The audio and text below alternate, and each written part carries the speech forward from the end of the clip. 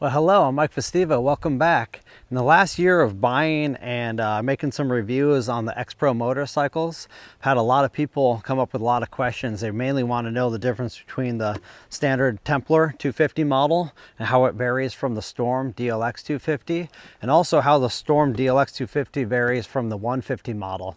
So in this video, we're going to cover all the variations and how the bikes compare and what I think the bikes are best for and who they suit the best. We also have my brother's Beta cross trainer right here. It's a 2018. This bike's supposed to be scaled down 15% from regular motorcycle sizes. So these bikes fit smaller riders really well. And we're gonna go over that. We're gonna show the kind of size comparison with that Beta as well. So I hope you enjoyed the video and I hope it answers a lot of your questions. Enjoy. So we're going to first start off with the Storm DLX machines. This is the Storm DLX 150. I bought this originally and I was really happy with it. I still am. My nephew has it now and he's been riding the hell out of it. We'll go over some things that we've had issues with. They're pretty minor, but I would like to point that out. But first, this bike, the Storm 150, came out. I really liked it, had fun. It was ultralight dual sport, you know, street and off-road bike, came street and off-road ready. At least I got it registered in Washington State to be ridden on street and off-road. And then about a year later, a subscriber told me that the 250 came out. I was really thrilled about this, so didn't want to buy another bike, but I decided I would and get this one. And since then, my nephew has this one. He's been ripping around and having a lot of fun. And I really like the DLX 250. Now, these bikes are based on the same kind of platform.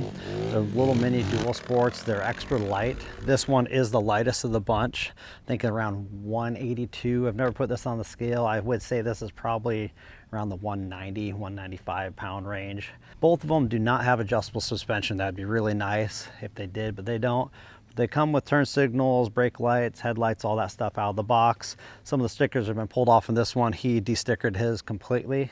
They have different color graphics, basically all black plastic with different color stickers. And both come with the same style exhaust system, stainless steel, same small canister. I think they have a cat in the canister. Front and back disc brakes, discs are the same size, calipers are the same size, wheels are the same size, but tires is where they differ. Both these models also have steel rims. I really wish this company would come out with aluminum rims on these models, but so far I have not bent the rim on either bike. But I do like the DLX 250's tires better because they have a little more meat. They're a little bit bigger. So in comparison, the DLX 250 has an 80-119 up front, and this one's a 70-119 up front. And the tire on the back on the 250 is 110-90-16, and this one is 90-116. So what it does is it gives you a little bit more meat on the 250 for going over big roots and rocks, so you're not going to damage the rim as much. You can run those tires a little softer and you have a little more rim protection there. Bikes both share the same style front fender, same fork, same swing arm in some aspects. I do think there might be some variations where the spring is mounted. I could be wrong about that, but the bikes have different frames. Similar height. The bikes fit me very well. I'm 5'7", and I can ride the bike really well. My nephew was, when he got it about 8 months ago, a little shorter than me. He's just a little taller than me now, but we did slide the front forks originally on his bike down about 1 inch, take off the preload in the back. Bikes have been a lot of fun on the trails. This one came with an oil cooler. This is a 150cc engine, oil cooler. This one's basically a 223 4-stroke, no oil cooler. It's a 5-speed, traditional. First gear is down, between first and second's neutral, and up for the rest for the 5 speeds. This is a 4-speed, all the way down's neutral, all the way up first, second, third, and fourth. I like this engine combo because it keeps the weight extra low. This bike has insane ground clearance on it, both electric start, but I do like this configuration. This is more comfortable the way the pegs sit. There's more room between the seat and the pegs on this one. Between this one, you feel a little more cramped in it, but overall, if I had to pick between each bike, the 250 is my choice on these machines. The weird thing is, after I think the company sold some of these, they stopped selling them. And I just got a hold of the company recently and asked them when the bike would be available again. They said basically they don't know. That company has been very difficult to reach out and get much questions answered. Other than parts, they've been fine. If you get a bike and say I had bad taillight on it, they got me a taillight right out. But get information. I even suggested they make a pro version with adjustable suspension, aluminum rims, maybe a little hop up to the motor, maybe an oil cooler, some things like that, and change a few more things on it. And I heard it back like, well, we'll look into it, but probably not. I was like, okay, well, I'm just trying to help the company out. I'm not getting paid for it, but it'd be a bike I would want.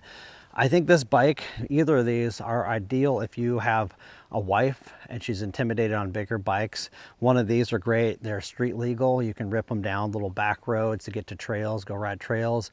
The bikes are a lot of fun on trails. They're super light and nimble. They fit a smaller rider. Like I said, I'm 5'7", and these bikes fit me fantastic. They're a lot of fun.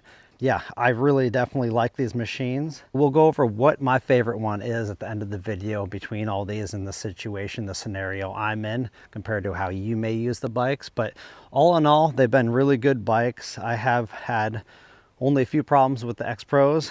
All of them, the brake lights that come on the bikes are absolute garbage. The wires come loose and break the solder joint and the brake light will stop working. You can remedy that. I've covered that in a previous video. You solder them and you seal them up with silicone. That works. The companies, when you first get the bikes, they have a warranty over the next few months of buying them. And if you have a problem like that, you write to them, they'll send you a new one out. My nephew's here, after he got it and ripping it around, he had a problem with his fuse blowing under the seat, and we found it was actually a flickering problematic LED light on this thing, the headlight. So he pulled it off since then, and we just needed to put a new different LED bulb in it, and that remedied the fuse blowing problem. Other than that, this bike's been fine. He hit a tree with it the other day and smashed in the instrument cluster and all the headlight brackets for it. We got to straighten that out. The instrument cluster is still holding up even though it's been smacked by a tree.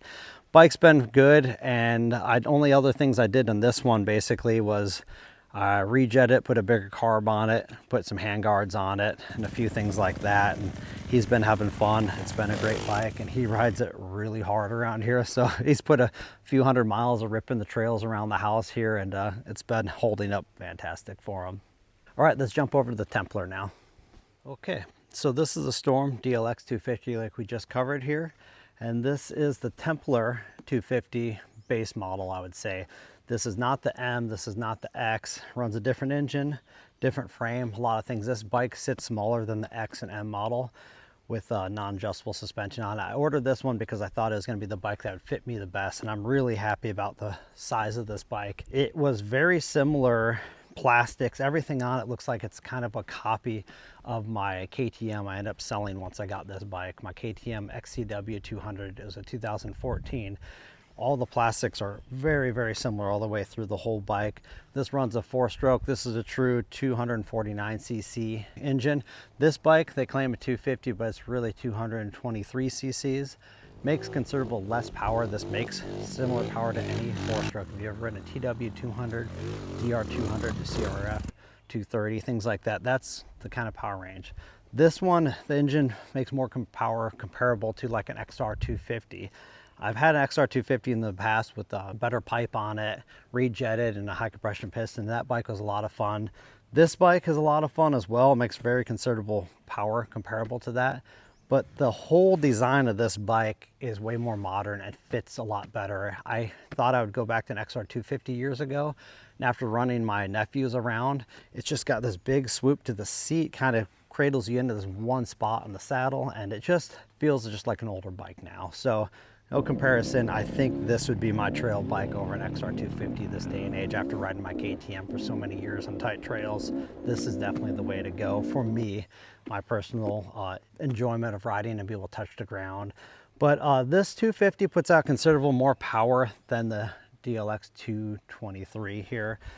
Biggest thing with these bikes, people have wondered about them, how they compare. Well, this bike here runs a standard motorcycle rim size, and there are aluminum rims on this bike. This bike has steel rims. So this is an 18 in the rear, standard dirt bike rim size. This is a 16. Up front, this is a 19. That's a 21. So the bigger wheel is going to roll through terrain a lot better. This bike overall has a better exhaust system. It still has a cat up here in the exhaust, which some people choose to remove. It puts out more power. But this stainless exhaust, the stainless muffler on here, I was able to buy a $100 insert to make it Forest Service approved spark arrestor. This one I'm gonna have to replace it with a few $100 FMF that I'm gonna have to adapt to it. So this was like, if you're riding federal lands and state lands, you need to have a spark arrestor in your bike. $100, you don't have to change anything else out. You slide that in, take out the old cap, put this one in, you're done. This one, you're gonna have to do some fabbing and modding to get that. Overall, bikes have the similar gauge cluster. Bikes are a lot different feeling on the trail. This one is far lighter. This one definitely packs more weight. You're gonna feel like your regular 250 4-stroke, air-cooled 250 on the trails. It's a bit heavier. You're gonna feel it at the end of the day riding it more.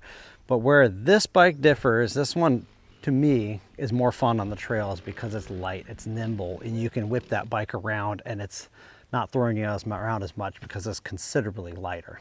Wheels don't roll through bumps as good because of the smaller diameter wheel, but I can make do with that. It's a lot of fun. I prefer this bike riding trails over this one. Not to say this one's not fun on the trails, it's just bigger, heavier, and I've been trying to get away from that for years and go for a lighter bike. Where this one I think shines over this one is if you were sticking around and riding, like you had one bike and you were gonna ride little short trips to town, back roads, fire roads, trail riding, put some bags on it to do a little bit of traveling and camping, maybe even change the gearing a little bit for cruising at highway speeds a little bit more. This bike has longer legs than this one for sure. It's more comfortable, taller, bigger bike overall, more comfortable for a mid-size rider, 5'7", 5'10", somewhere in that range. Lighter riders. Both these bikes, I wouldn't say you want to be much over 170, 180 to ride these things. I think 160 my range with my riding gear and weight maxes this bike out. Maybe another 10 or 15 pounds heavier than that for this bike. There are some shocks, aftermarket stuff you can get. I've put an aftermarket shock in the rear of this one, helped it a lot. This one I haven't tracked one down yet, call it good. I'm just happy with riding it. But I think this bike is a lot better for if you're going camping and traveling around and you have one bike and you maybe even need to commute to your job here and there in nice weather. This is the overall only bike I would choose to have if I was gonna have one bike, go ride trails, ride logging roads, go explore, camp, commute to your job, run some errands, grab some groceries. This is kind of overall all around would be the dual sport I would choose out of these bikes. This bike over here, if I had to choose one bike right now, my lifestyle, having kids, family, 2 jobs, I don't have a ton of extra time. I'm not doing camping like I used to off my bike for a week on end and exploring as much anymore. My trips are shorter, closer around the house. And for me, this bike is more fun to rip around the trails on with my son riding his small bike than this one. This one is really fun for ripping the trails. You can maneuver it really well, pull great wheelies on it, wheelies really well. It's just a lot of fun, but this thing isn't the best for riding to town, grabbing groceries. It's pretty wound out on the road. You can do 55. I feel like this bike from, you know, going slow speeds up to about 45, 50 is about great. It will do 55. I just don't want to spend an hour pinning at 55, 60. It's just revved out. I've had other bikes, I ran them like that. You'd probably want to change the gearing if you're going to take it on 50, 60 mile an hour roads for much. But knobby tires are going to get chewed down anyhow, and you're going to kind of kill your trail gearing. The gearing is really good on the trail. One thing I find weird about this one is 3rd and 4th gear barely feel like you shift and it increases the speed much. 4th and 5th is geared a bit taller, but something weird about the way they changed the transmission design. It feels that between 3rd and 4th is so close ratio. It almost seems like, what's the point? I haven't really had any problems with this bike other than the rear shock being way too soft, and that's been my consideration to all these Templar bikes. So I, instead of changing the preload on here, I bought an aftermarket rear shock. I'll put links below to that, and there's a nicer grade with a nitrogen reservoir, and I'll put a link to that. Overall, it's been a pretty good bike. I've been having fun. So if I was gonna have one bike, got kids, can't get out for very long trips, to do some short trail rides with some friends, this is by far the bike I would choose if I had to choose one bike. Right now, I can have them both, which is good. My nephew's got the Storm 150 now, so we can go ride together, and he's been having a lot of fun on that bike, a blast for him. And he's been really improving quite a bit, and he's been revving it out and ripping around, and its bike's held up really well. So the reliability is good. Some of the components aren't, like the taillights and all these bikes are kind of junk. The rear shocks haven't blown out yet, but they're too soft in my opinion. But overall, The bikes are great. One of my biggest complaints with all these bikes is they don't have any reserves on these bikes I just showed here. They have on and off. That drives me nuts. If you're out a long distance, you better bring a little canister of fuel, because all dirt bikes should have a reserve. Another thing I would like to see, and I probably won't see it on these bikes, is I like to see the side cases get little oil glasses on the side, so you can look in there, level the bike like a lot of Japanese bikes, 4-strokes will have, so you can see the oil level without pulling the dipstick. Another thing I'd like to see these bikes having is a removable exterior oil filter on them, things like that. I think they have oil strainers in them. That's okay, but it takes a little more work taking the side case off to clean those. But overall, the bikes have been a lot of fun. The price you cannot beat. They've gone up a little bit in the last year since I've gotten these ones. Originally, that Storm shipped to my house, the 150, when I first covered that bike, it was bargain basement. I got it for $11.50. They've gone up a few $100s since then. This one got shipped to my place for $1,600. I think shipping alone was $400. And this thing I got for around $18 or $18.50 shipped to my place. I think they've gone up a little bit since then. But when you're talking about a street legal dual sport motorcycle that kind of fits a niche in a class that most people don't make and sell, these bikes fit it pretty well. Like, this bike fits me so much better than my KTM XCW 200, XR 250s, anything like that. You know, I can just barely have my heel off the ground and I'm comfortable. We'll jump over here and show you compared to the Beta cross trainer before we wrap up the video. So here's the base model Templar compared to a Beta cross trainer. This is a 300cc 2-stroke, total different class of bikes. Similar style, but this definitely cut above, but costs like, I don't know, for one of these. So it's definitely considerably more expensive bike. Different style. This is something you really don't want to ride on the road much, even if you did have it plated and everything, because it's a 2-stroke. I've ridden 2-strokes on the road. They're not that much fun. 4-stroke all around, pretty simple maintenance on. Different bikes for different uses. But this bike's supposed to be 15% smaller, they say 10 or 15%, and it's still a pretty big bike. My brother's done some suspension work. He's 5'7", same height as me, sagged it out so heels off the ground a little bit. The bike was a bit taller than this when he first got it. This bike makes ridiculous amounts of power. It's a lot of fun, just strictly kind of a trail bike. Definitely a good machine, but I just want to show that because I know people were considering this bike for a while for their wives. It's a slightly smaller trail bike, and this thing fits a person 5'7", 5'8", maybe 5'6", even, probably way better. And I haven't slipped the forks down. You can slip the forks down, back the shock off a little bit, and maybe even get a slightly smaller rider on it. But all in all, you know, they're not the most high-end bikes by any means, but they do work. They're dual sport. They fit smaller riders. A few things I have done and I recommend doing. The kickstands that come on these XPros are absolute garbage. I've gone through and adapted KTM style kickstands with the spring that's removed out of the way, so your heel doesn't hit the kickstand much, doesn't get in the way. That's been a good thing. Spark arrestor, hand guards are a must. Few little things like that, but they're not that much you have to do to get the bike pretty usable. You're not going to have Japanese build quality on the bikes, but as time goes on, these Chinese bikes are getting better and better, and most of the geometry, styling, and the framework and everything is very similar to some of the older KTMs, and the bike feels like a modern bike, but with the simple XR style 250 4-stroke engine. Seems very reliable.